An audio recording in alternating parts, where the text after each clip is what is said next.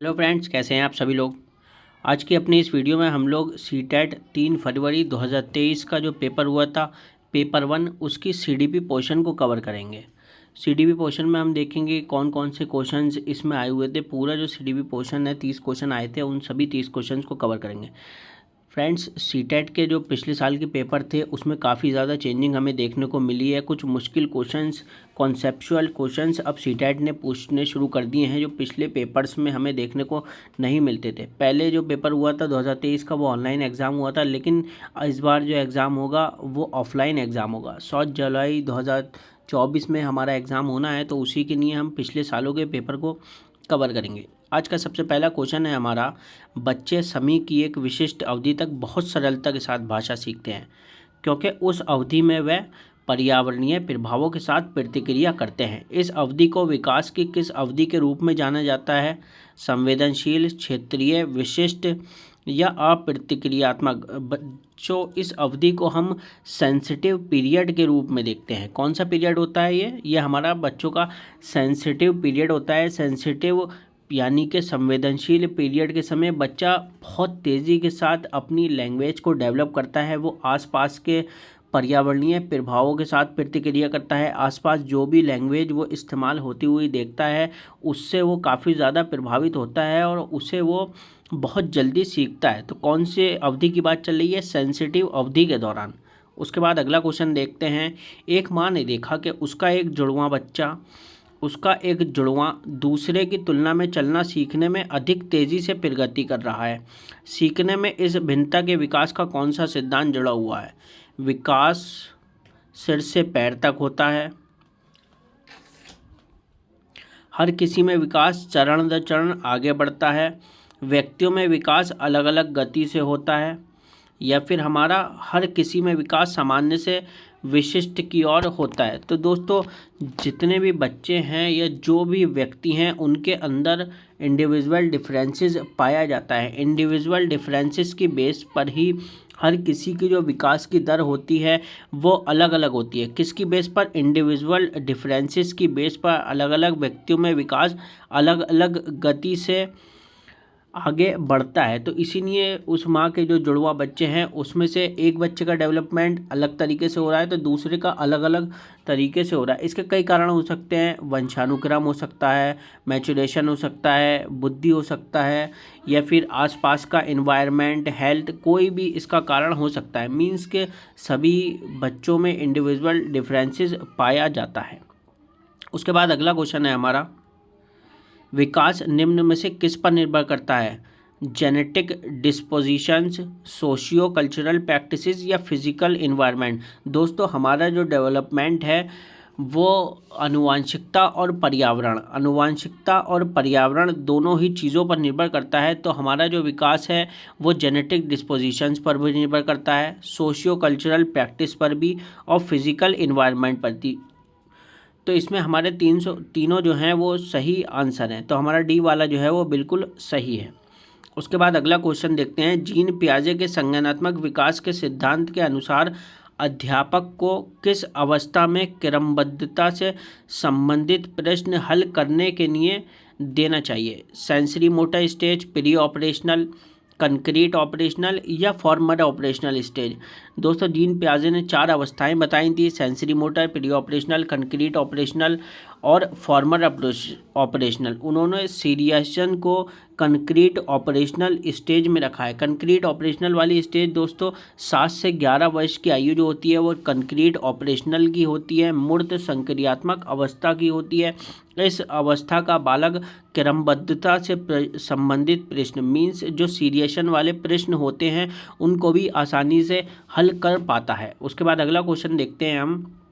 Gene पियाजे के सिद्धांत के अनुसार व्यक्ति आत्मसातकरण और समंजन के माध्यम से किस स्थिति को प्राप्त करने का प्रयास करता है? एज पर जीन पियाजे theory, individual strives to achieve the state of dash through assimilation and accommodation. दोस्तों, हमारा माइंड एसिमिलेशन और अकोमोडेशन दोनों ही प्रोसेस होते हैं हमारे माइंड के अंदर। क्यों होते हैं? कौन सी स्थिति ऐसी है जिसे हम हासिल करने का प्रयास कर रहे हैं? तो दोस्तों हमारी जो संतुलन यानी कि इक्विलिब्रियम की स्टेट है, इसको हासिल करने के लिए एसिमिलेशन और अकोमोडेशन प्रोसेस होते हैं। कौन सी स्थिति को? एक्विलिब्रियम की स्थिति को हासिल करने के लिए यानी कि संतुलन की स्थिति को बनाए रखने के लिए आत्मसातकरण और समंजन के माध्यम से काम आगे बढ़ाया जाता है। उसके बाद हमारा अगला क्वेश्चन है, 6 वर्षीय लड़का मनीष दुनिया और दूसरों के अनुभवों को केवल अपने ही दृष्टिकोण से देखता है और दूसरे के दृष्टिकोण समझने में असफल रहता है। ये किसका प्रतिनिधित्व करता है? दोस्तों 6 साल का बच्चा होता है। 6 साल के बच्चे में ईगोसेंट्रिज्म की भावना बहुत ज़्यादा होती है। ईगोसेंट्रिज्म की वजह से ही वो दूसरे के पक्ष को समझने में असमर्थ होता है। वो सबको अपने ही नज़रिए से देखने की कोशिश करता है। तो किस वजह से होता है ये? ईगोसेंट्रिज्म की वजह से ऐसा होता है। उसके बाद अगला क्वेश्चन है हमारा, लॉरेंस कोलबर्ग के नैतिक विकास के सिद्धांत के अनुसार एक व्यक्ति जो नैतिक विकास की कानून एवं व्यवस्था चरण में है, कौन से चरण में है दोस्तों? कानून एवं व्यवस्था चरण में है, उसका मत क्या होगा? कानूनों तथा नियमों का पालन अन्य व्यक्तियों को प्रसन्न रखने के लिए करना चाहिए। कानूनों तथा अधिकारियों की आज्ञा का पालन करना चाहिए जिससे सामाजिक प्रणाली सुगम बनी रहे। या फिर कानून तथा नियमों का पालन दंड से बचने के लिए करना चाहिए। या फिर कानून और नियमों का पालन तभी करना चाहिए जब वह हमारी आवश्यकताओं की पूर्ति कर सके। तो दोस्तों इसका जो आंसर है वो हमारा बी वाला है, कानून और अधिकारियों की आज्ञा का पालन करना चाहिए जिससे सामाजिक प्रणाली सुगम बनी रह सके। समाज की जो व्यवस्था है उसको पूरी तरीके से चलाया जा सके, उसमें कोई बाधा उत्पन्न ना हो, इसीलिए कानून तथा अधिकारियों की रक्षा का पालन करना चाहिए जिससे सामाजिक प्रणाली सुगम बनी रहे। तो हमारा इसका आंसर बी वाला है। उसके बाद अगला देखते हैं, लेव वाइगोस्की ने कौन सा सिद्धांत दिया? दोस्तों जैसे कि आप जानते हैं लेव वाइगोस्की ने एक सिद्धांत दिया था, इसमें हमसे पूछा गया है कि वो कौन सा सिद्धांत था। तो cognitive theory of moral development दिया था, psychodynamic theory of personality development, या फिर socio cultural theory of cognitive development, या डेवलपमेंटल थ्योरी और अटैचमेंट। तो दोस्तों लेव वाइगोस्की ने दिया था वो socio cultural theory of cognitive development दिया था। कौन सी थ्योरी दी थी? सोशियो कल्चरल थ्योरी लेव वाइगोस्की ने दी थी। उसके बाद अगला क्वेश्चन हम देखते हैं, 9 क्वेश्चन है हमारा, एक विद्यार्थी दिए गए प्रश्नों को हल करने में चुनौती महसूस कर रहा है। कोई विद्यार्थी है, जब हम उसे कोई क्वेश्चन दे रहे हैं तो उसे करने में वो चुनौती महसूस कर रहा है। लेव वाइगोस्की के अनुसार हमें बताना है कि इस स्थिति में एक अध्यापिका को, एक टीचर को क्या करना चाहिए? विद्यार्थी को अनदेखा कर देना चाहिए और उसे अकेले संघर्ष करते रहने देना चाहिए? नहीं दोस्तों, हम कभी भी विद्यार्थी को अकेला नहीं छोड़ते हैं और लेव वाइगोस्की ने भी इस बारे में नहीं कहा है। विद्यार्थियों को अगले कदम हेतु संकेत और इशारे देने चाहिए। हाँ, हम ऐसा कर सकते हैं। सीधे तौर पर सही जवाब बता देना चाहिए। हम बच्चे को सीधे तौर पर सही जवाब नहीं देंगे। अगर हम ऐसा करेंगे तो वो आगे सही तरीके से सीख नहीं पाएगा। सवाल को ना हल कर पाने के लिए विद्यार्थी को दंडित करना चाहिए। दोस्तों हम कभी भी विद्यार्थी को दंडित नहीं करेंगे।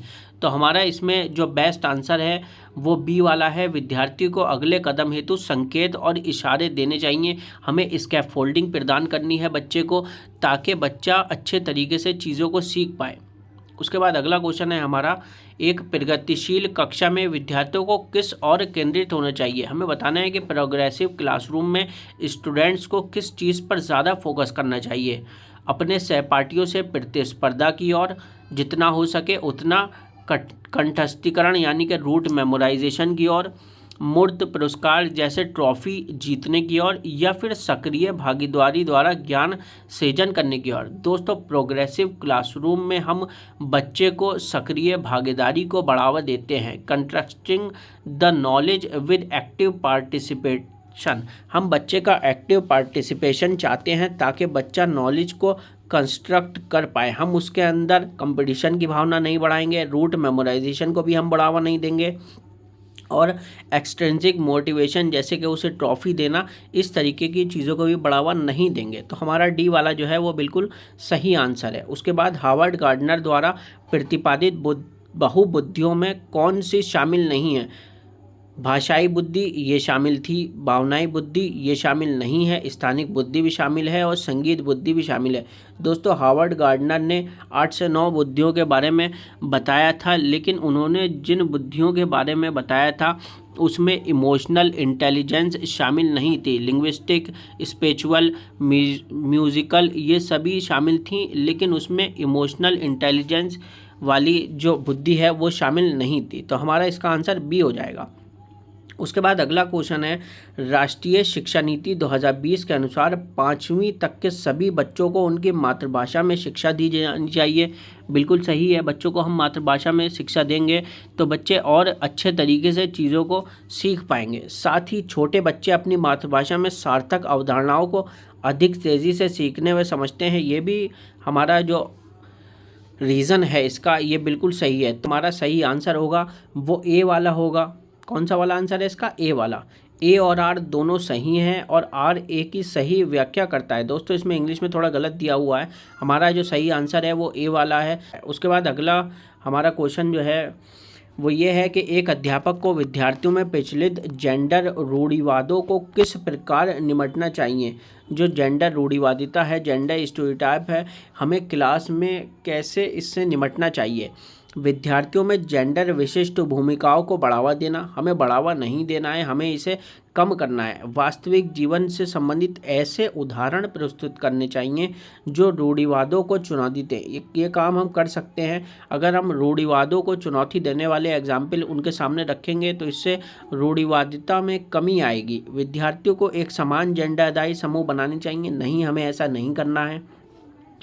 कक्षा में जेंडर आधारित मुद्दों पर बात नहीं करनी चाहिए, ये भी हमारा गलत है। हमें कक्षा में जेंडर आधारित मुद्दों पर बात करनी चाहिए। तो हमारा जो बिल्कुल सही इसका आंसर है वो बी वाला है।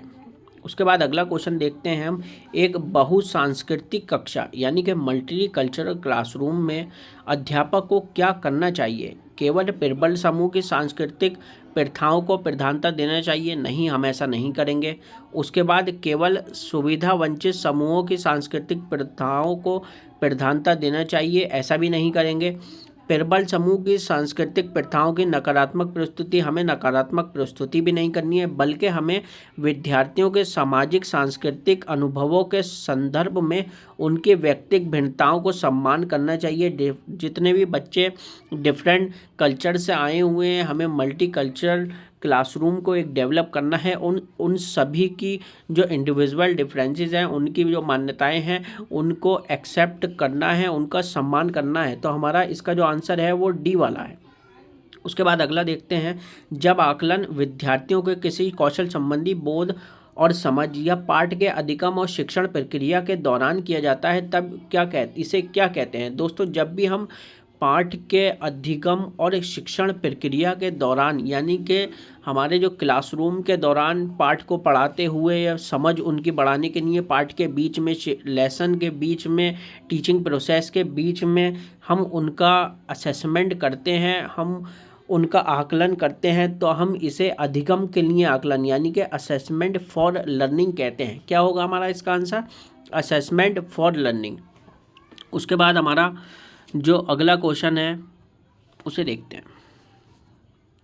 हमारा क्वेश्चन है, सभी विद्यार्थियों को उनकी योग्यताओं में भिन्नता होने के बावजूद उनके सौभाग्य गुणों की प्राप्ति के लिए अवसर प्रदान करना किस प्रकार की कक्षा का मुख्य उद्देश्य है। हमें बताना है कि जो बच्चे हैं उनकी योग्यताओं में भिन्नता पाई जाती है, यानी कि बच्चों के अंदर इंडिविजुअल डिफरेंसेस पाया जाता है। उसके बाद भी हम बच्चों को अवसर प्रदान करते हैं ताकि वो अलग अलग चीज़ें सीख पाएँ। तो दोस्तों ये किस चीज़ का उदाहरण है? ये हमारा समावेशी कक्षा का उदाहरण है। कौन सी कक्षा का उदाहरण है ये? हमारे समावेशी कक्षा का उदाहरण है। समावेशी कक्षा के अंदर ही हम ये चाहते हैं कि सभी विद्यार्थी योग्यता, लिंग, जाति, भाषा या किसी भी भेदभाव के बिना अच्छे तरीके से चीज़ों को ग्रहण कर पाएँ, नकारात्मकता को दूर करते हुए यानी कि नेगेटिविटी से वो दूर रहें, पॉजिटिव रहें। तो हमारा जो इसका आंसर है वो बी वाला है। उसके बाद अगला क्वेश्चन है, वंचित पृष्ठभूमि के बच्चों को संबोधित करने के लिए एक शिक्षक को क्या करना चाहिए? उन्हें ढेर सारा लिखित काम दे। लिखित काम को हम बढ़ावा नहीं देंगे, उनके संदर्भ के बारे में जानने का प्रयास करना चाहिए और उन्हें कक्षा चर्चा में शामिल करने चाहिए, यानी जो क्लास डिस्कशन है उसमें उन्हें ज़्यादा से ज़्यादा शामिल करना चाहिए। ये एक बेहतर आंसर है। उन्हें कक्षा में अलग से बिठाएं, ऐसा हम बिल्कुल नहीं करेंगे। उन्हें अनदेखा करें क्योंकि वह अन्य छात्रों के साथ अंत्यक्रिया नहीं कर सकते। दोस्तों, हम किसी भी स्टूडेंट को नेग्लेक्ट नहीं करेंगे। तो हमारा जो इसका बेस्ट आंसर है वो बी वाला है। कौन सा आंसर? बी वाला। अगला क्वेश्चन देखते हैं, निम्नलिखित में से कौन सी अधिगम अशक्तता किसी व्यक्ति के संतुलन, शारीरिक निपुणता और हाथ पांव सामंजस्य की क्षमता को प्रभावित करती है? हमें बताना है कि कौन सी ऐसी डिसेबिलिटी है जो इन चीज़ों को प्रभावित करती है। वैफल्य नहीं, ये नहीं है। डिसकैलकुलिया भी नहीं है। डिसफेजिया भी नहीं है, ये भाषा से संबंधित है। डिसलेक्सिया हमारी पढ़ने से संबंधित है। डिसकैलकुलिया दोस्तों हमारी गणना से संबंधित है। लेकिन हमारी जो डिस्प्रैक्सिया है, कौन सी वाली? डिस्प्रैक्सिया, यह हमारी गति समन्वयक वैकल्य है। इस डिजीज़ यानी कि इस डिसेबिलिटी के कारण ही अधिका अक्षमता, जैसे कि व्यक्ति के संतुलन में दिक्कत होती है, उसकी शारीरिक जो निपुणता है उसको बैलेंस बनाने में दिक्कत होती है। तो हमारा जो सही आंसर होगा वो डी वाला है। उसके बाद अगला क्वेश्चन देखते हैं, ऑटिज्म से जूझते विद्यार्थियों के पहचान हेतु किन विशिष्ट गुण होने की संभावना रहती है? जो ऑटिज्म वाले बच्चे हैं उनमें क्या होने की संभावना रहती है? तो दोस्तों, जो ऑटिज्म वाला बच्चा होता है उसमें बताइए क्या कमी होती है? संप्रेषण में कठिनाई, सभी के साथ अंतर्क्रिया करने की इच्छा, बुद्धिलब्धि का बहुत कम स्तर, या फिर उच्च स्तरीय सामाजिक कौशल। तो दोस्तों, जो ऑटिज्म यानी कि संवेदनशीलता से जूझते विद्यार्थी हैं उनकी सबसे बेहतर तरीके से हमें पहचान करनी है। तो उनकी पहचान है कि उनमें संप्रेषण में कमी देखने को मिलेगी, यानी कि वो कम्युनिकेशन में डिफ़िकल्टीज़ को अनुभव करते हैं, उनसे कम्युनिकेशन ठीक तरीके से नहीं हो पाती है। तो हमारा जो आंसर है 19 का वो ए वाला है। उसके बाद अगला देखते हैं, निम्नलिखित में से कौन सी सृजनात्मक विद्यार्थी यानी कि जो क्रिएटिव स्टूडेंट है उसकी पहचान करने वाली विशेषता नहीं है? पहला, जिज्ञासा की प्रबल भावना, ये एक क्रिएटिव बच्चे की पहचान है। दूसरा, कन्वर्जेंट थिंकिंग। दोस्तों, कन्वर्जेंट थिंकिंग क्रिएटिव बच्चे की पहचान नहीं होता है बल्कि डाइवर्जेंट थिंकिंग होता है। तीसरा, higher order problem solving skill, ये भी एक क्रिएटिव बच्चे की पहचान है। और चौथा, नोवल इनोवेटिव आइडियाज़, ये भी क्रिएटिव बच्चे की पहचान होती है। हमारा जो इसका सही आंसर हमें बताना था कि कौन सी विशेषता नहीं है, तो हमारा जो बी वाला है वो बिल्कुल सही आंसर है। कन्वर्जेंट थिंकिंग एक विशेषता क्रिएटिव बच्चे की नहीं होती है। उसके बाद अगला क्वेश्चन देखते हैं, राष्ट्रीय शिक्षा नीति 2020 सुझाती है कि शिक्षा कैसी होनी चाहिए? पाठ्य पुस्तक की विषय वस्तु तक सीमित रहनी चाहिए? नहीं। तथ्यों के कंठस्थीकरण यानी कि रूट मेमोराइजेशन पर जोर देना चाहिए? हमें ऐसा नहीं करना है।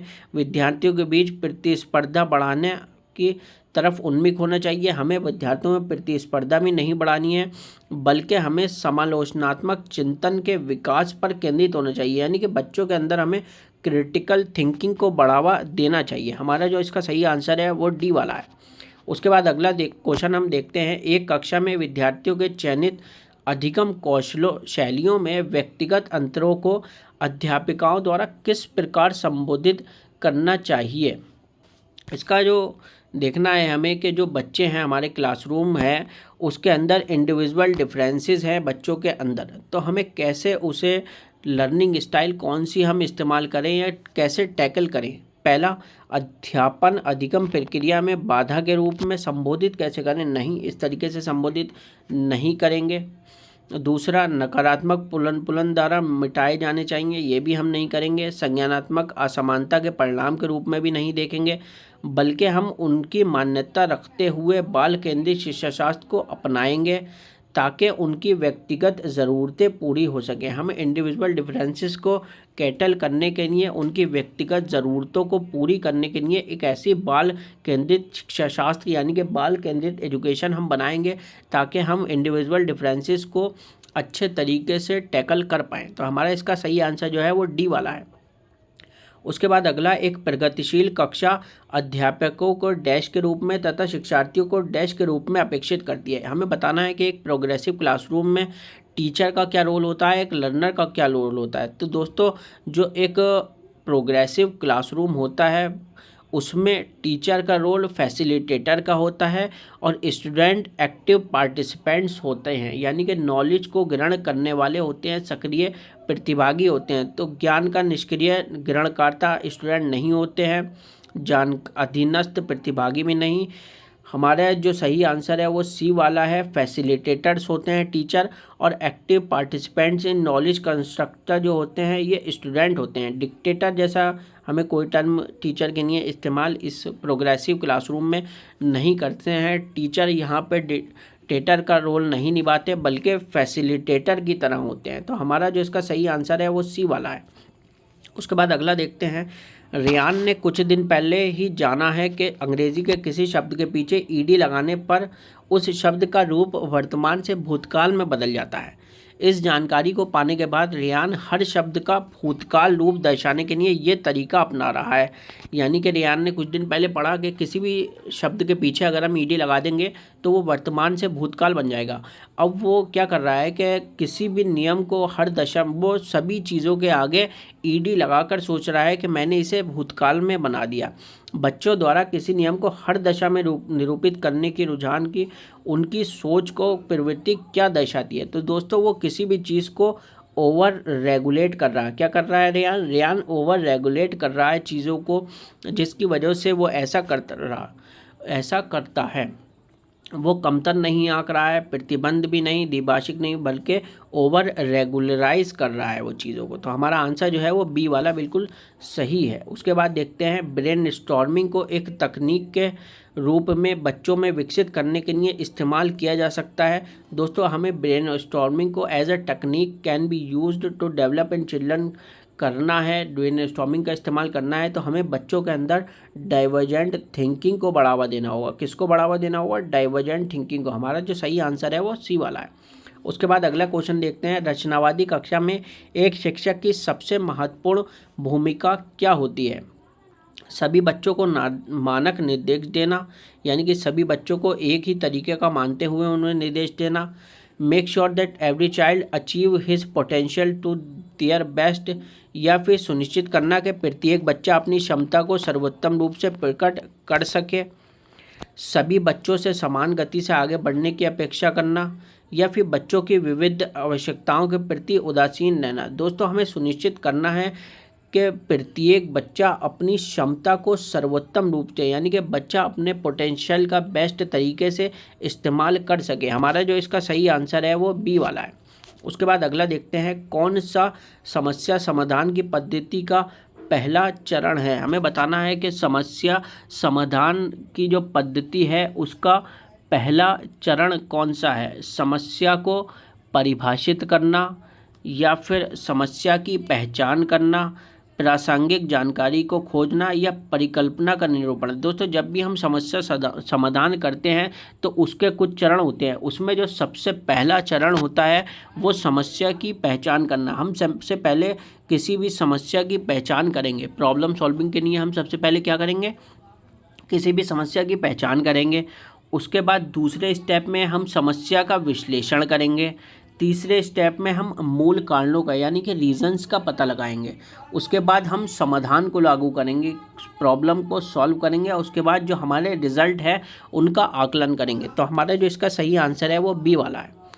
उसके बाद अगला क्वेश्चन देखते हैं। प्राथमिक विद्यालयों में छात्रों को प्रेरित करने के लिए शिक्षक को क्या रणनीति अपनानी चाहिए? पहला, व्यक्तिगत छात्रों के बीच अंकों के लिए प्रतिस्पर्धा को बढ़ावा देना चाहिए। हम कभी भी इंडिविजुअल स्टूडेंट्स के बीच मार्क्स को लेके कंपटीशन को बढ़ावा नहीं देंगे। इंसेंटिव्स, रिवॉर्ड, पनिशमेंट, ऐसी चीज़ों को भी हम कभी बढ़ावा नहीं देंगे। तीसरा, पूरी कक्षा के लिए मानक लक्ष्य निर्धारित करें और लक्ष्यों की प्राप्ति का आकलन करने की कठोर मानदंड भी हम कभी भी लागू नहीं करेंगे, बल्कि हम बच्चों को उनकी रुचि के अनुसार लक्ष्य निर्धारित करने में मदद करेंगे और उसी दिशा में काम करने में उनका समर्थन करेंगे। हमारा जो इसका बेस्ट आंसर है वो डी वाला है। उसके बाद अगला क्वेश्चन देखते हैं। संज्ञानात्मक विकास के साथ विद्यार्थियों की भावनात्मक खुशहाली सुनिश्चित करनी चाहिए। हमें बच्चों के कॉग्निटिव डेवलपमेंट तो करना ही है, लेकिन साथ साथ हमें उनके इमोशनल वेलबींग, यानी कि इमोशनल स्टेबिलिटी की तरफ भी काफ़ी ज़्यादा ध्यान देना चाहिए। अगला है, किसी समस्या प्रश्न को हल करते समय विचारों का मौखिकरण समस्या समाधान कौशल में बाधा डालता है। ये भी इनका सही रीज़न है। जब भी हम किसी समस्या को हल करते हैं तो उसका जो विचारों का मौखिकरण होता है वो समस्या समाधान कौशल में बाधा डालता है।